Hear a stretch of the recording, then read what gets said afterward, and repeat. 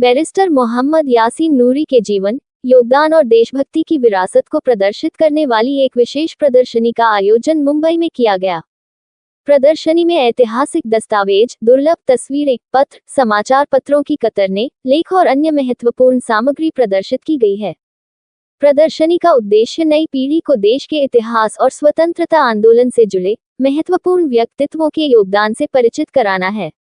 ये प्रदर्शनी 200 से अधिक फ्रेमों में तैयार की गई है, जिसमें बैरिस्टर मोहम्मद यासीन नूरी के सार्वजनिक जीवन, उनके कार्यों और देश के प्रति उनके योगदान को प्रमुखता से प्रस्तुत किया गया है। प्रदर्शनी में बैरिस्टर मोहम्मद यासीन नूरी द्वारा लिखी गई पुस्तक को भी प्रदर्शित किया गया। एनजीएमए की निदेशक IAS प्रदर्शनी की निदेशक एवं NGMA national gallery of modern art की निदेशक IAS निधि चौधरी ने बैरिस्टर मोहम्मद यासीन नूरी के योगदान को याद करते हुए कहा कि वर्ष 1940 में, जब वह मुंबई के पब्लिक वर्क्स डिपार्टमेंट PWD मंत्री थे, तब उन्होंने मरीन लाइंस में ट्विन नीलिक्स ब्रिज के निर्माण का प्रस्ताव रखा था। भारत के विभाजन के दौरान बैरिस्टर मोहम्मद यासीन नूरी ने पाकिस्तान जाने के प्रस्ताव को ठुकराते हुए भारत में रहने का फैसला किया। ओवैस नूरी ने नई पीढ़ी को इतिहास से जोड़ने पर दिया। बैरिस्टर मोहम्मद यासीन नूरी के पोते ओवैस नूरी ने कहा कि ये प्रदर्शनी 200 से अधिक फ्रेमों में उनके दादा के जीवन और योगदान को प्रस्तुत करती है। इसमें ऐतिहासिक पत्र, समाचार पत्रों की कतरनें, तस्वीरें, लेख और अन्य महत्वपूर्ण दस्तावेज शामिल हैं। उन्होंने कहा कि इस तरह की प्रदर्शनी के माध्यम से नई पीढ़ी को देश के इतिहास और महान व्यक्तित्वों के योगदान के बारे में जानकारी मिलती है। उन्होंने इतिहास को संरक्षित करने और आने वाली पीढ़ियों तक पहुंचाने की आवश्यकता पर भी जोर दिया। सबसे पहले हमें अपना इतिहास जानना चाहिए। IAS शहनवाज कार्यक्रम को संबोधित करते हुए IAS शहनवाज, मुख्य कार्यकारी अधिकारी CEO, हज कमेटी ऑफ इंडिया ने कहा कि सबसे पहले हमें अपने इतिहास को जानना और समझना चाहिए। उन्होंने कहा, बैरिस्टर मोहम्मद यासीन नूरी, महात्मा गांधी, सरदार वल्लभभाई पटेल और कई अन्य स्वतंत्रता सेनानियों ने देश के लिए बलिदान दिया। वे हमारे सच्चे नायक हैं। IAS शहनवाज ने एनजीएमए की निदेशक IAS निधि चौधरी का आभार व्यक्त करते हुए कहा कि उन्होंने उन्हें इस महत्वपूर्ण कार्यक्रम में आमंत्रित किया और इस ऐतिहासिक प्रदर्शनी का हिस्सा बनने का अवसर दिया। उन्होंने देशवासियों से एक दूसरे का सम्मान करने और आपसी प्रेम व भाईचारे को बढ़ावा देने की अपील की। उन्होंने कहा कि समाज को धर्म और क्षेत्र के नाम पर विभाजित नहीं किया जाना चाहिए। एकता हमारे मूल मूल्यों में शामिल होनी चाहिए। एकजुटता ही हमारे देश को और मजबूत बना सकती है। प्रमुख गणमान्य व्यक्तियों ने की शिरकत। प्रदर्शनी में कई प्रमुख गणमान्य व्यक्तियों ने हिस्सा लिया। डॉक्टर जहीर काजी, अध्यक्ष अंजुमन-ए इस्लाम, तथा मुश्ताक अंतुले, अध्यक्ष, मौलाना आजाद वित्तीय विकास निगम, मौलाना आजाद फाइनेंशियल कॉर्पोरेशन सहित अन्य गणमान्य व्यक्ति शामिल रहे। कार्यक्रम में वक्ताओं ने भारत के इतिहास और स्वतंत्रता सेनानियों के योगदान को संरक्षित करने तथा नई पीढ़ी तक पहुंचाने की आवश्यकता पर जोर दिया। प्रदर्शनी का मुख्य संदेश देशभक्ति, राष्ट्रीय एकता, सांप्रदायिक सद्भाव और आपसी सम्मान रहा। वक्ताओं ने कहा कि भारत की सबसे बड़ी ताकत उसकी विविधता में एकता है और आने वाली पीढ़ियों को इसी भावना के साथ देश के इतिहास को समझना चाहिए।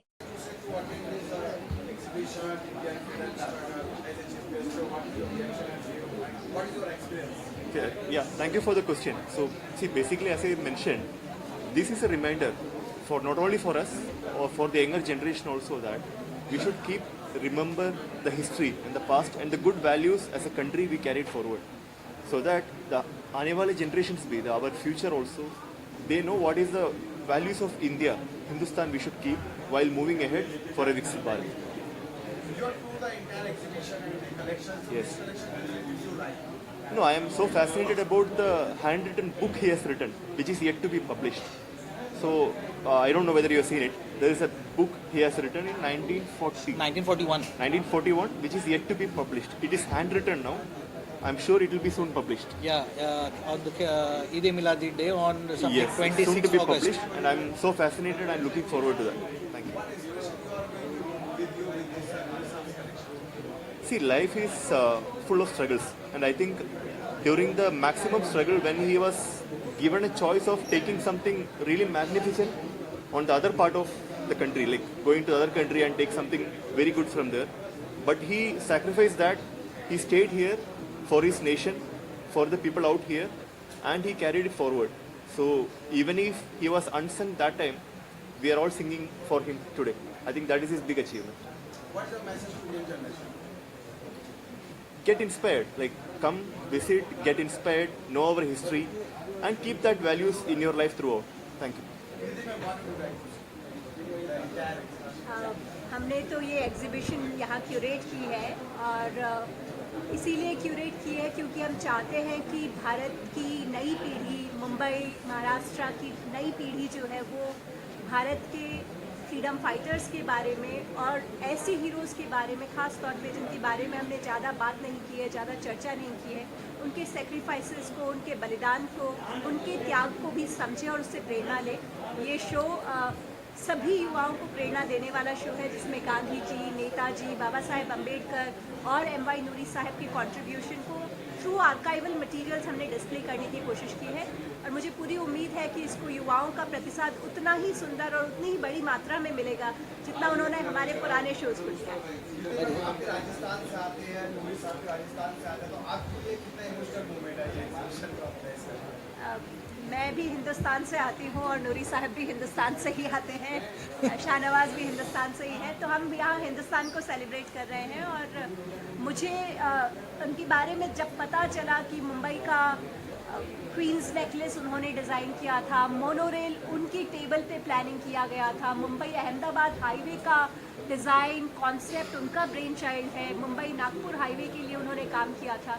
जिस व्यक्ति का इतना बड़ा कंट्रीब्यूशन है उसे ज़रूर याद किया जाना चाहिए और मैं चाहूँगी कि आगे भी national gallery of modern arts हर 15 अगस्त को, हर 26 जनवरी को ऐसे ही अनसंग हीरोज़ को फिर से संग हीरोज़ में कन्वर्ट करें और उनके बारे में सब तक मैसेज पहुँचाए, इन्फॉर्मेशन पहुँचाए और प्रेरणा पहुँचाए। आखिरी सवाल, कलेक्शंस में कौन से कलेक्शंस आपको ज़्यादा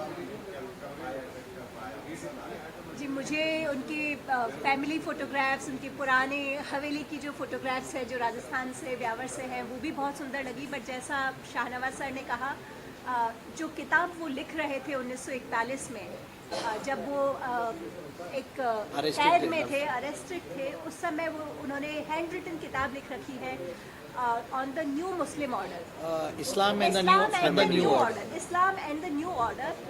मैं ज़रूर देखना चाहूँगी कि उनकी सोच क्या न्यू ऑर्डर के बारे में है, इस्लाम को लेके उन्होंने क्या लिखा है, उस समय हिंदुस्तान में जिस तरह की फ्रीडम स्ट्रगल चल रही थी उससे उन्होंने किस तरह से जोड़ा होगा न्यू ऑर्डर को। तो वो किताब, उनकी हैंड राइटिंग बहुत खूबसूरत है, उस किताब को लेके सबसे ज़्यादा एक्साइटमेंट है और वो देखने में भी बहुत खूबसूरत है। बाकी सारी फ़ोटोज़, सारे न्यूज़पेपर्स जो है, भारत की आज़ादी के दिन का अखबार देखना अपने आप में, ओरिजिनल पीस जो टाइम्स ऑफ इंडिया, स्टेट्समैन का हमने दिखाया है, वो सब मटेरियल बहुत खूबसूरत है और बहुत अच्छा लगेगा भारत की सभी लोगों को जो इस एग्जीबिशन को देखने आएंगे, ऐसा मुझे लगता है। आप क्या कहना चाहेंगे इंटर एग्जीबिशन को लेकर? शाहनवाज सर का तो शुक्रिया अदा करते हैं कि आज इन्होंने वक्त निकाल कर, जनरली फ्लैग होस्टिंग के बाद सब घर जाके कुछ ना कुछ अच्छा बना के खा के सो जाते हैं, सर ने टाइम निकाला और अभी तक ये रोज़े में ही हैं। मैडम ने 2-3 बार ऑफ़र किया लेकिन अभी तक उन्होंने कुछ लिया नहीं है। खैर बहरहाल सर ने टाइम निकाला, बहुत बहुत शुक्रिया सर का। मैडम का बहुत बड़ा कंट्रीब्यूशन रहा, मैडम ने सब्जेक्ट को समझा और इनको ये बात का एहसास हुआ कि वाकई में ऐसा है और he has been left back. और सेम गवर्नमेंट ऑफ इंडिया ने भी, मिनिस्ट्री ऑफ कल्चर ने भी उनको लास्ट ईयर एक्नॉलेज किया, पूरा ब्लॉग डाला है।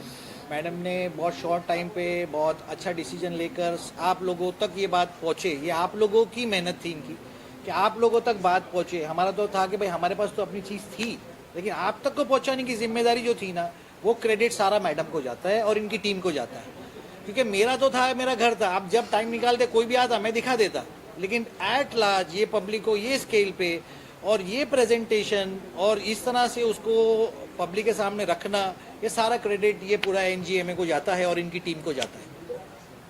हिंदुस्तान के अलग राज्यों में, अलग हिस्सों में ये किस तरह प्रदर्शनी होगी, कहाँ लोग इसे देखेंगे? अगर हैदराबाद या अगर अगर कोई इस तरह से चीज़ आती है तो हमको कोई इशू नहीं है लोगों को। ये तो ऐसा है कि देश की धरोहर है, उनके जो लेटर्स हैं सारे उनके प्राइम मिनिस्टर्स हैं, 3-4 प्राइम मिनिस्टर जो हमारे गुजरे हैं in different capacity, Lal Bahadur Shastri ji अलग अलग कैपेसिटी, मोरारजी देसाई हैं, जवाहरलाल नेहरू है, गुजराती लाल नंदा है, ये सब लोगों की जो लेटर्स हैं दीगर मिनिस्टर्स के, तो पब्लिक के लोगों को देखने के लिए, समझने के लिए क्या इंटरेक्शन हुआ। अब जैसे चीफ जस्टिस का एक लेटर है, चीफ जस्टिस को इन्होंने कोई दवा भेजी है, तो उसका शुक्रिया अदा कर रहे हैं चीफ जस्टिस साहब छागला साहब।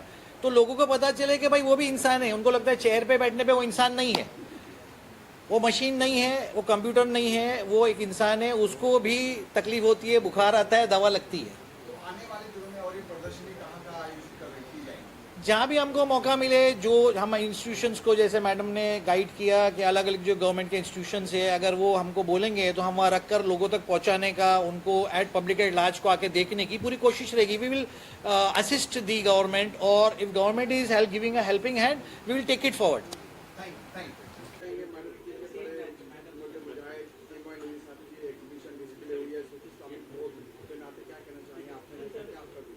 हम national president Sufi Islamic board और नूरी साहब का जो सूफिज़म के लिए जो कंट्रीब्यूशन रहा, हम उसके बारे में बात करना चाहेंगे। एबोलिशन एक्ट के बाद में नूरी साहब वो इंसान रहे जिसने दरगाह ख्वाजा साहब एक्ट को जो है कायम रखने में बहुत बड़ी मदद करी थी। आज के टाइम पे नूरी साहब या उनकी फैमिली, ये वो फैमिली रही जिन्होंने मतलब आज़ादी से पहले तो मुशक्क़त उठाई, लेकिन आज़ादी के बाद भी इनको परेशानियों का सामना करना पड़ा। आज यहाँ पे जो प्रोग्राम हुआ उसमें जो है ये फर्स्ट टाइम ऐसा है कि ऐसे एक हीरो को जो है सामने लाया जा रहा है जिन्होंने आज़ादी से पहले भी स्ट्रगल देखा है और आज़ादी के बाद भी स्ट्रगल देखा है। आज 80 साल आज़ादी के बाद में आज उनका नाम क्रॉप अप हो रहा है और उनके बारे में आज कोई गाना गाया गया, मतलब कुछ सिंगिंग हुई है उनके बारे में। तो हम शुक्रगुजार हैं जितने भी लोगों ने जो नूरी साहब का जो है ये काम करने में जो है वो किया है, और हम उनको माई नूरी कहते हैं। He is Mai Noori. Exhibition organise किया गया है, नूरी साहब की डिस्प्ले है यहाँ पर। पहले माननीय जो PWD मिनिस्टर थे, आज़ादी की लड़ाई में बड़ा रोल अदा किया उन्होंने जी। पाकिस्तान को ठुकराया, इंडिया को एक्सेप्ट किया है। बीइंग अ पॉलिटिशियन आप यहाँ पर शिरकत की, क्या आपका व्यू है? First of all, I would like to thank everybody. Thank you also for inviting us to such a nice program, such a nice exhibition. And we still have to go and look at it in detail yet. But at the same time, what we came to know that it is always so nice that we come to know about the unsung heroes of freedom fighting. And it is so nice to know the work which they have done. And it is a very good practice that the work, now I see so many youngsters over here, so it is a very nice practice that all the youngsters are here and youngsters come to know about the great work that these people have done. These people have done, that's the reason we are here in a society which has all the freedom. Otherwise India would have been, under the clutches of British till now. So we have to sort of learn from them the struggle which they have done. And it's so nice that his grandson is now bringing all this for the youngsters to come to know. And I think this we have to learn a lot how the struggle should be there, and how now that we have the freedom, we have to fight for retaining the democracy. We have to fight for not having the inequality. So we have to fight for all this, and it is such a good thing. So I will definitely ask a lot of people from our party and other youngsters to come and see this exhibition. And this exhibition is till 31st, if I'm not mistaken. So it is till 31st. So we'll definitely ask everybody to come and see that. So it's a great thing that you all have done this, and I think such programs should happen much more.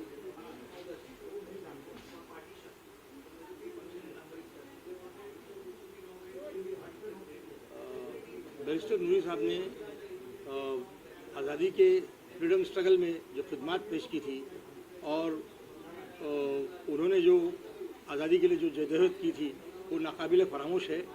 पूरे हिंदुस्तान को, पूरी दुनिया इससे वाकिफ़ है, लेकिन आज नौजवान नस्ल नौ को उससे मुतारिफ़ कराना, उनकी खिदमत का जिक्र करना, उनकी कुर्बानियों का जिक्र करना, इसकी ज़रूरत है। ये एग्ज़िबिशन मैं समझता हूँ इसकी एक मुस्बत अंदाज में पहल है, और इसे आलमी सतह पर और कौमी सतह पर फैलाने की ज़रूरत है। We were slaves. So those who have lived that era, they know what is slavery. We don't know. But I was born in that period, but I was a child. I don't know anything. When I learned that British ruled and they behaved like this, then I felt if I had born in that, how much trouble I would have faced. Then who is responsible to get their freedom? There are many. But who is the man? I found 2% men, Gandhiji and Netaji. Highest, on the highest level. Now, should we not recognize them? Should we not remember them at least once a year or twice a year? Are we not obliged to them? अगर उन्होंने आज़ाद नहीं किया तो आज भी हम गुलाम होते कि नहीं? तो हमारा फर्ज बनता है कि भाई हमको जिन्होंने गुलामी से वो भले चले गए हों, हमारा फर्ज बनता है उनको याद रखना। वैसे मेरे लाइफ टाइम में दोनों थे जिंदा, मैं 2 वर्ष का और 5 वर्ष का था तब तक। तो एग्जीबिशंस के बारे में आप क्या कहेंगे? बताता हूँ। तो मैंने बचपन से गांधी जी के प्रति श्रद्धा समझ के उनके सामान कलेक्ट करना शुरू किया। कलेक्टिबल करते करते करते इतना हो गया पूछे मत। तो गांधी का एग्जीबिशन लगाने को और कहीं कुछ नहीं मिलता है। आप देखेंगे पूरा फ्लोर मेरा है गांधी का, हर चीज़ है उसमें, हर चीज़ है। और कम से कम मेरे पास गांधी जी के कलेक्शन की 60,000 चीज़ें, 60,000 आइटम। सुभाष जी की कलेक्शन भी मेरा थोड़ा अलग है, उसकी भी 10,000 चीज़ें। और मेरा एक और हॉबी है नोट का। जो भारत के नोट, जो अपने देश में नोट चलते हैं, वो भारत में कभी से शुरू हुए अपने इंडिया में, कभी से शुरू हुए 1770 में। तो उसका रिकॉर्ड ही नहीं है, कोई हिस्ट्री नहीं है, कोई पिक्चर नहीं, कुछ नहीं है। तो उसको मेरे को 50 वर्ष लगा बनाने में। तो ओवरऑल क्या कहना चाहेंगे इंटायर एग्जीबिशन? अब मैं ये एग्जीबिशन नूरी साहब के कलेक्शंस देखे तो आपका क्या इस पे जी सर, ये नूरी साहब का कलेक्शन तो अनसंग हीरो के मतलब ही आ जाता है उधर कि उनका रिकॉग्नाइज नहीं था, आज हो गया। बोलते मोदी साहब ने आप अपनी मन की बात में उनका जिक्र किया, उससे बात यहाँ पे मालूम हुआ, इनको एक्सपोजर मिला, वो आए, हमको भी सब सुनने को मिला। कितना आनंद हुआ, कितना अच्छा लगा। पाकिस्तान जाने का ऑफर ठुकरा दिया, सब नई नई बातें मालूम पड़ती है।